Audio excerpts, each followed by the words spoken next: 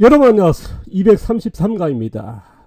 오늘 얘기는요, 자연농 배우기입니다. 자연농 두 번째 얘기인데요.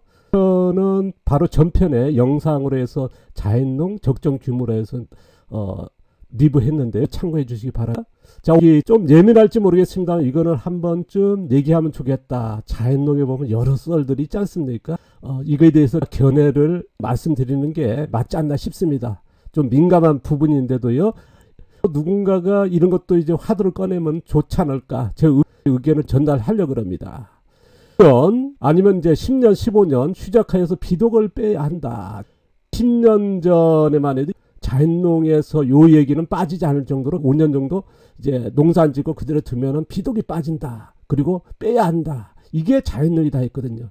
그 후에 아무것도 안 해도 농사가 잘 된다. 자연농이 가능하다 하는 게 이론이었고 그렇게 주장을 했습니다. 정말 이게 맞을까? 저는 이제 뭐 틀렸다는 얘기는 아니고요.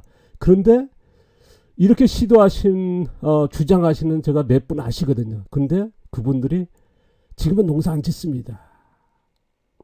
5년을 농사 안 짓고 비독이 빠졌다 해서 성공했다 했거든요. 근데 1년 농사는 잘 됐습니다. 2년까지 됐죠. 3전접 때 어땠습니까? 수확물이 거의 없었습니다. 농사 짓던 농지에다가 자연농은 다 시작해가지고 아무것도 안 해도 되지 않습니까? 뭐 과수도 마찬가지입니다. 일반 과수를 하다가 농약도 안 치고 비료도 안 해도 다음 해에 수확 잘 되죠? 두 번째 수확 어느 정도 되죠? 세 번째 해가 문제거든요. 5년 하다가 수확이랄까? 그런 것들이 안 되니까 10년 주장을 했고요. 최근에 보니까 또 15년 주장하신 분이 계시더라고요. 이걸 정말 헷갈리는 거거든요.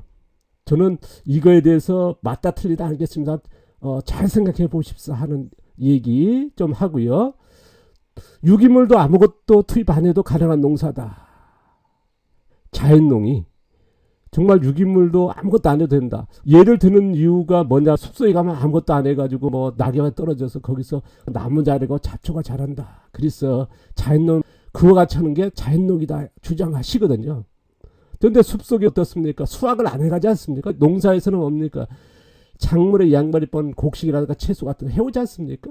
그리고 남은 잔사나 돌려주는 거거든요. 그리고 또 하나 중요한 거는 숲속 같은 경우는 나무라든가 잡초 같은 거 어떻습니까? 뿌리가 강하게 자라는 그런 강한 씨앗도 몇 개 안 달리지 않습니까? 계속 강하게 진화되어 있거든요. 근데 지금 농사 짓고 있는 씨앗들이 어떻습니까? 수확이 말된다든가 병충해 강한다든가 그런 씨앗이거든요. 토종도 마찬가지입니다. 토종 씨앗이라 해서 비료라든가 해놓은 거기서 길러졌던 씨앗들이거든요. 대부분이요. 그걸 몇백 년 해온 것들입니다. 그 씨앗 가지고 정말 이렇게 가능할까? 아까도 얘기했습니다만은 농사 짓던 곳에 자연농을 시도했습니다. 비료도 안 하고 아무것도 해서 1년차 잘 되거든요. 2년차 됩니다. 3년차 어떻습니까?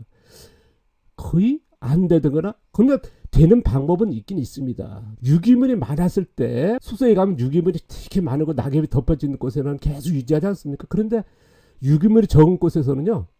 나무도 크지 않고 풀도 잘 안 자랍니다. 농지도 마찬가지거든요. 처음에 농사 지을 때 유기물이 계속 유지되는 농자는 어느 정도 가능하지만 유기물이 없는 작물도 안 자라는 곳에서 예를 든 겁니다. 그래서 이런 것들이 한번 고민해 봅시다. 같은 거로 이제 생각하시는 분들이 많거든요. 최대한 아무것도 안 하고 자란 잡초와 작물을 같이 키우는 거죠. 작물하고 자란 잡초 같이 키워서 이겨낼 수 있을까? 잡초의 자생력 그게 안 되거든요. 보리 수확하기 전에 벼씨를 뿌려서 잡초하고 같이 키우는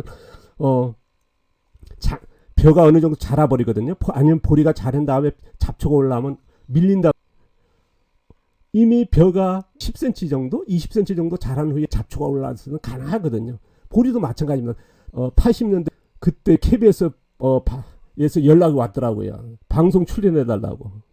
방송에 나가서 이 얘기를 했거든요. 벼 수확하기 전에 보리씨를 뿌렸거든요. 벼 가지고 수확한 다음에 보리씨가 이렇게 올라옵니다. 그러면 잡초하고 키워도 큰 문제 없거든요. 후반기에는 너무 큰 잡초 잘라주거든요. 낫으로 해서요. 일반 채소 같은 거 해서 잡초 같이 키울 수 있을까? 그걸 아마 질문해 보시면 아시거든요. 이런 얘기를. 지금도 보면 무제초, 유기농이라든가 자연농이면 무제초 한다는 얘기 많이 하지 않습니까? 99%가 거짓말이라 보거든요. 뭐냐 그러면 무제초라 그러면 풀도 안 뱄다는 거고 예초도 안 했다는 거고 제초도 안 썼다는 거거든요. 무제초제라 그러면 제초제를 안 썼다는 거고, 그러면 예초를 했다는 거고 김매를 했다는 거거든요. 시작하신 분이나 자연농에 관심이 있는데 헷갈려 하시거든요. 이런 썰들을 시작하시거나 좀 고민하시고 이게 맞는 얘기인지, 자연농은 철학의 농사다, 기술이라 그러면 욕을 하고 아니면 자연농이 아니다 하시는 분도 계시거든요. 지금은 많이 사라졌습니다만 뭐 10년 전만 해도요, 제가 10여 년 이전에부터 교육을 해왔지 않습니까? 전문적으로 10년 동안 이제 교육만 했으니까, 그전에도 교육은 했습니다만은 20대 중반부터 많은 분들을 돌아다니고 만나보면요, 대개 자연농을 시작하신 분들 책을 보고 오시거든요. 그러니까 철학으로 철저히 무장되어 있습니다. 그러니까 자연농은 철학이다. 기술 얘기하면 어떻습니까? 우리나라 전통적으로 옛날부터 어떻습니까? 기술이라 그러면 약간 좋지 않게 봤거든요. 장인들이 있지 않습니까? 좋지 않게 봤지 않습니까? 기술자들은 이미 머릿속에 있는 데다가 본능적으로 가진 데다가 이 철학을 가지고 하면 기술을 얘기하면요, 굉장히 뭐랄까 좋지 않게 욕하신 분도 계십니다. 저도 직접 욕을 들은 적 본인이니까요. 어떤 후배가 그냥 자연농이 아니지 않습니까? 할 정도니까요.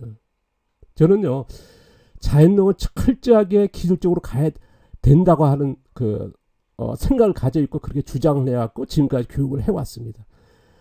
풀 덮는다 그러고 끝나는 게 아니라 철저하게 녹색이냐 갈색이냐, 어떤 미생물의 서식 환경을 만들 거냐, 거기다 미생물이 어떻습니까? 원원종이나 원종이나 종류는 어떻게, 그런 식으로 과학적으로 가야 된다는 게 저희 생각입니다. 사람마다 다 틀릴 건데요. 제가 17살 고등학교 1학년 2학년 때쯤에 미생물이라는 거 처음 듣고 나서 2년 지나서 고등학교 졸업하고 대학 1년 휴학하고 처음으로 육지라는데 배 타고 기차 타고 수원역에서 내려서 수원역에서 4시간 동안 지나가서 양복 입고 좀 그럴싸하게 보이시면 잡아가지고 죄송하지만 미생물 배우려는데 미생물 배울 수 있는데 아는 데 있으면 알려달라 4시간 동안 했습니다.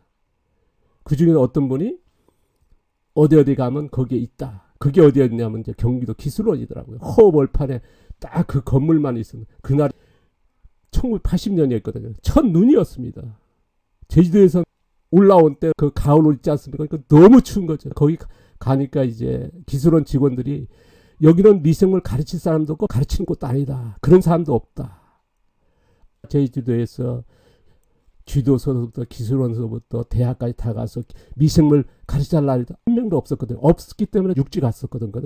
그러니까 경기도 기술원에서 마찬가지였습니다. 그런데 경기도 기술원에서 직원분들이 어디서 왔냐? 제주도에서 왔습니다. 언제 왔냐? 오늘 아침에 왔다. 어떻게 왔냐? 수원역에서 4시간 동안 했다니까 너무 불쌍해 보였는지 직원들은 모여가지고 이것저것 물으면서 미생물 배울 수 있는 단 한 곳이 있다. 제가 그 연구소에 가게 됐고 거기에서 이제 미생물 배우면서, 거기는 철저히 과학적이거든요. 저는 이제 20살에 농사 짓기 전에 이제 기술적으로 해야 된다는 게 사고를 가져서 모르겠습니다만은, 자연농은요, 농약을 안 치지 않습니까? 그러다 보니까 농약을 안 친다는 병해충을 어떻게 해결할 거냐. 제초제 안 짜지 않습니까? 비닐 멀칭 안 하지 않습니까? 그러면 풀을 어떻게 해야 되나. 이런 것들을 기술적으로 접근해야 된다. 그리고 비료 양분을 토양에서 생산해야 하지 않습니까? 자생적으로요. 그러면 토양에서 양분을 어떻게 생산하게끔 해야 되느냐. 이런 것들을 기술적으로 접근해야 된다는 사고를 가져 있거든요. 저의 주장이 맞을지 모르겠습니다. 어쨌든 철학은 중요하다. 하지만은 기술이 있어야 하는 게 저희 견해인데요. 다음은요. 우리나라에선 자연농이 없었다. 일본은 자연농이 있었고 자연농이 할 수 있다. 이 얘기를 들어보면 좀 황당한 게 뭐냐. 우리나라 같은 경우는 벼 같은 걸 이제 수확 끝난 다음에 소를 먹이지 않습니까? 그러니까 그건 자연농이 아니다. 일본 같은 경우는 이제 벼 수확하고서 벼집을 깔아주지 않습니까? 깔아주니까 이게 진짜 자연농이다. 그걸 근거로 해서 주장하시더라고요. 그래서 너무 황당하죠. 그건 아니지 않습니까? 그 정도만 했습니다만은, 어쨌든 우리나라 같은 경우는 소를 먹여서 그럼 두엄으로 만들어서 토양으로 돌리는 자연농이라고 하는 규정은 없거든요. 자연농은 뭡니까? 바깥에는 자연농도, 바깥에 하는 농약 치는 자연농도 있고, 농약 안 치는 자연농도 있지 않습니까? 자연농이라고 하는 수십 종류의 자연농이 있는데 거기에 자연농이 어떻다고 하는 기본의 규칙은 없거든요. 근데 자연농은 없었다. 이런 주장하시는, 그 외에도 너무나 열거하기 힘들 정도로 많은 썰들이 있습니다만 이제 뭐 중요한 5가지 정도 꺼내봤는데 너무 많지 않습니까? 썰들이요. 저 견해를 얘기해 보는 거고요. 어쨌든 제가 소개하는 내용들은 이제 공인기관에서 이제 통계나 검증이나 안 된 과학적 근거 없는 저의 개인적 소견입니다. 그러니까 그냥 어떤 사람의 생각이구나 그렇게 받아주시기 바랍니다. 자연농 종류만 해도 수십 종류가 되죠. 그리고 자연농 기술도 수십 가지는 너무 적습니다. 수백 가지 하는 게 맞을 겁니다. 왜 그런지 이거에 대해 다음 편에 자세히 겨고요. 자연농 배우기가 진짜 어렵습니다. 새로운 자연농이 계속 나오거든요. 기술도 계속 나오고요. 철학은 강조하지만은 기술이 안 돼 있고, 기술이 안 되다 보니까 이론의 지식화가 안 돼 있죠. 많은 영상들이나 글들을 보면 앞뒤가 안 맞는 게 되게 많습니다. 아까도 얘기했습니다만 무제초 그것만 해도 틀린 거거든요. 예입니다만은 무기온 농사 한다고는 거의 99% 거짓말일 때 무제초와 마찬가지로요. 가오구찌의 자연재배와 후쿠오카마사의 자연농법이 다르지 않습니까? 이런 거 되게 이론적으로 안 돼 있다 보니까 부재다 보니까 지금도 많은 분들이 이제 헷갈려하시고 그런 정보를 쏟아내고 있고 거기다가 그걸 잘못 받아들이는 너무 많거든요. 누군가 견해를 계속 꺼내고 그걸 가지고 또다시 또 정리가 돼야겠죠. 그러면 앞으로 어떻습니까? 그런 것들이 잘못된 부분을 수정해 나갈 수 있거든요. 근데 이런 견해를 밝히면 뭐 공격하시고 뭐 하시고 어쨌든 누군가가 욕을 먹으면서도 해야겠죠. 그러면 이걸 보고 다음 분들이 하나씩 정리가 되고 이제 기술이 발전이 난 게 되지 않습니까? 정리가 되는 거거든요. 근데 이걸 시도를 못하게 지금까지 막아왔습니다. 우리나라 농업 환경이 그렇죠. 왜? 자기가 맞는 거 외에는 안 받아들이고 공격의 대상으로 삼는 게 이상하게 일부 농민들의 가져 있는 사고 바뀌지 않으면 안 됩니다. 발전이 안 되거든요. 젊은 농부들이 영상에 올리는 거 거기다 보면 비아냥하고 비난하는 글들을 올리는 욕은 하면 안 되니까 같은 농부에게 나는 이런 사람이다 그걸 표시하는 거죠. 후배 농부한테 저한테까지 그러거든요. 자, 우리 선조들이 그런 얘기 했지 않습니까? 후배들한테 후대 사람들한테 실수하지 말고 살아라. 사람은 고쳐 쓰는 것이 아니다. 제발 나는 고쳐 쓸 수 없는 사람이다는 이제 멈췄으면 좋겠습니다. 왜 자신을 낮춥니까? 남한테 그런 받고 살려고 하는 분들이 농업계에 많아서는 안 되거든요. 아름답지 않습니까? 농촌에 좋은 먹거리 생산하는 사람들이 그런 마음 가지면 안 되고요. 서로 응원하고 자연농이 나쁜 거 아니지 않습니까? 농약 안 치면 좋지 않았어요. 제초제 안 하면 좋지 않습니까? 비료 안 쓰면 좋지 않습니까? 모든 농부들의 소망 아닙니까? 그러면 이걸 하나씩 풀어가는 누군가가 하는데 용기가 되고 또 후배 농민이 있으면 용기도 주고요. 그렇게 나갔으면 좋겠습니다. 자연농 종류는요. 다음 편에 자세히 소개하겠습니다. 왜 어려운지도 하나씩 제가 이제 경험한 것들을 하나씩 말씀드리겠습니다. 감사합니다. 고맙습니다.